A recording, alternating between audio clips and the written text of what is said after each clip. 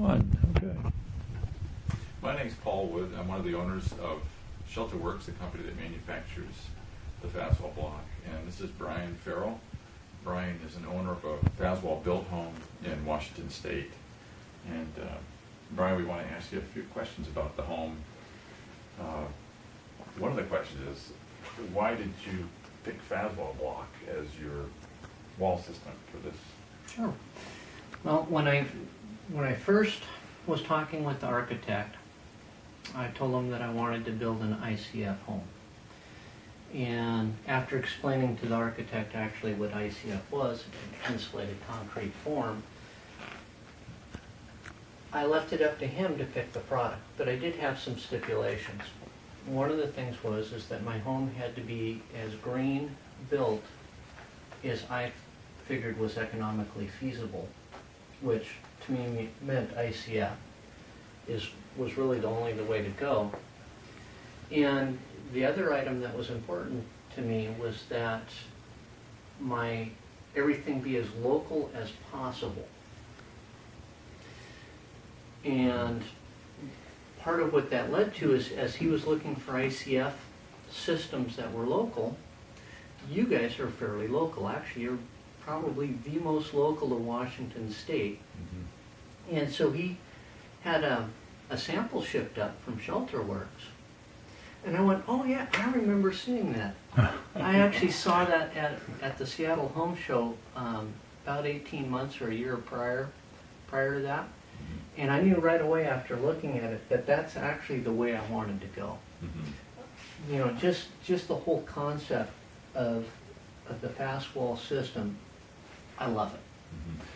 This is one of the unique things that we haven't seen until now, is someone actually using the block as it was installed, and finishing it out on the interior side so that the block itself is exposed, and you've got this kind of contrast of colors and also kind of the acoustic mm-hmm. thing working really well in this building. But how did you have the courage to go ahead and see what it was like? Because it's not normal. Well, I personally think that it's a very unique product, and it's a very beautiful product to me.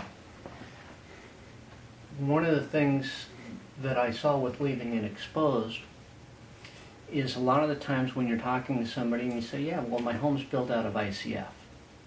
And they go, well, what's that? I go, this is ICF. Okay, this is the ICF system that I use. Insulated concrete form. Insulated concrete form. That's an anacron. But it is so unique, I just couldn't see covering it up. I wanted to leave as much of it as exposed as I could, mm-hmm. just because I like the way it looks. How does it perform for you, Brian, at this point, now that you're sort of halfway through your first winter here? When you're downstairs, you absolutely cannot hear anything outside of the home. It is the quietest home that I've ever been in. And the only reason I say when you're downstairs, when you're upstairs, I have a metal roof, and when it's raining, I don't hear the wind. I hear the rain hitting the metal roof. Okay. How about thermal performance? What's the excellent. Be discovered? When we first moved in October, we were actually in the home for about a week, and we went through a cold snap during that period of time. We were actually in the home for about a week before we figured out that our heating system wasn't working.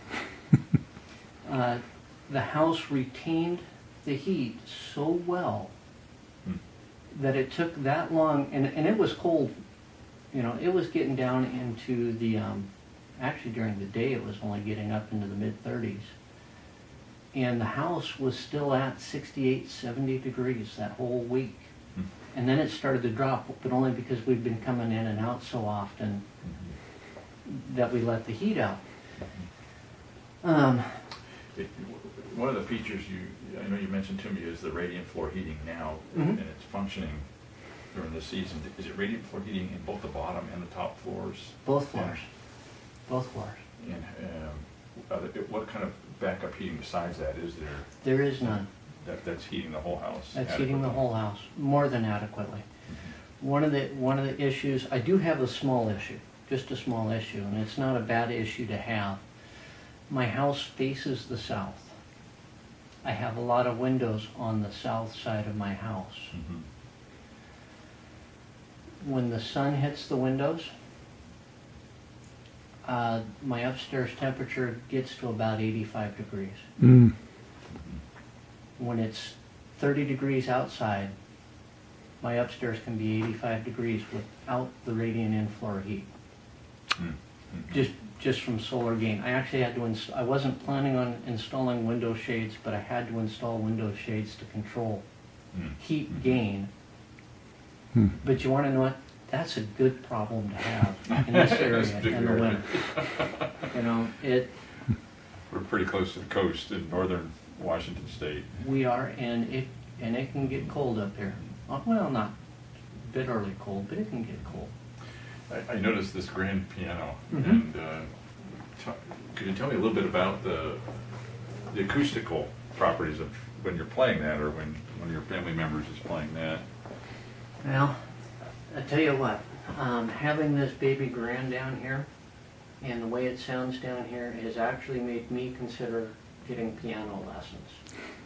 My two boys play the piano, and we had this piano in our old house, and it sounded good. It sounded pretty good in our old house, but down here in this room with the Faswall, it sounds phenomenal. It sounds 100% better. It's just amazing, and that's one of the benefits of leaving the Faswall exposed. Mhm. Is for the sound qualities. It is. I am impressed beyond all means. It is great. I wanted to also comment on your the way you've treated your openings. You've got that 12-inch depth, Mhm. but you've also finished it out beautifully. What is that wood that you finished it with? And, All of my trim work is fir. It's and just a natural. just a natural Finish. finish, light finish. It will yellow with age. So all of the trim work around the windows are fir. All of my doors are fir. It just, I love it. Yeah, it's a beautiful contrast with the gray block. This wall that's adjacent to the Faswall is just beautiful. That contrasted texture. So the windows and doors are Anderson windows and doors, and they also are fir. We were the last customer that they actually produced that product for. No kidding. Yeah, they had done a couple of runs of it under special request, and they weren't doing it anymore. And my contractor, Dan Wickstrom, went to their representative and said, you know, we'd really like to do fir. You know, first, we're in the Northwest. It's very much a Northwest wood. So they agreed to do our run. They did it, and then they said, we're going to have to seriously look at doing that again in the future. But I'm thankful. I'm thankful that they did it because it allowed me to be able to trim this out this way. Can you talk about the blower door test you did on that? Yep. I think it was interesting to hear that. So the first blower door test that we did was before any of the exterior siding went on and before any of my internal sheetrock went on. I do have some internal sheetrock. And they did the blower door test, and we were just above the code. So we put the exterior siding on, and the sheetrock went on inside, and even before we painted, so that's, I'm not sure what it is now, but before we painted, we conducted another blower door test, And the gentleman who conducted the test, and he'd been doing it for quite a while, said that it was the lowest reading, the lowest blower door test that he'd ever seen. Ever.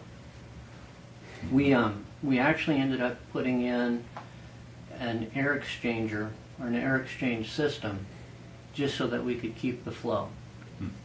And again, that's not a bad problem to have, because that means my heat stays inside the house where I want it. Yep. Well, thanks very much. You're welcome. Brian, for letting us come and see this beautiful home and for using the Faswall block on it. Thank you for providing it. And thank you very much, Paul, because I know that when we started this project, the contractor had never worked with it before, and I know that he talked to you a lot. And I know that you worked with Dan a lot so that I could have this home. Thank you. Yeah. Thank you very much. My privilege. You're welcome. Thank you.